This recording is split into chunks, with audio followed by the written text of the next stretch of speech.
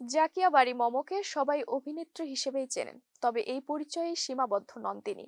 সংস্কৃতির নানা শাখায় নিজেকে বিকশিত করেছেন। এরই মধ্যে নৃত্যে জাতীয় পর্যায়ে সেরা হয়েছেন মাধ্যমিকে পড়াকালীন।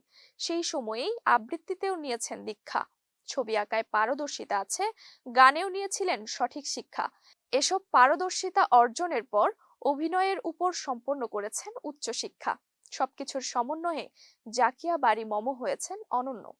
মন মাতানো অভিনয়ের কারণে জাতীয় সহ নানা ধরনের পুরস্কার ও স্বীকৃতি অর্জন করেছেন। এরই মধ্যে অভিনয়ে এখনো নিয়মিত তিনি, তবে অবসর পেলে শৌখিনতাও দেখান মম। এই যেমন 19 জানুয়ারি রাতে নিজের ফেসবুক আইডিতে কবিতা পাঠের একটি ভিডিও প্রকাশ করেছেন। সেখানে তাকে হুমায়ুন আজাদের লেখা সেই কবে থেকে কবিতা পাঠ করতে দেখা গেছে। মমর এই কবিতা পাঠের ভিডিও প্রকাশের পর থেকেই ভক্তরা উচ্ছ্বাস নিয়েই সেখানে মন্তব্য করেছেন। মমও তাদের শুভেচ্ছা সহ প্রতি উত্তর দিয়েছেন। তবে কবিতা নিয়ে পেশাদারি কোনো কাজ তিনি করবেন কিনা তা এখনো জানাননি। উল্লেখ্য, মম বর্তমানে বনলতা এক্সপ্রেস নামের একটি নতুন সিনেমায় অভিনয় করছেন। তাছাড়া আগামী ঈদেও নাটকে অভিনয় নিয়েও ব্যস্ত আছেন তিনি।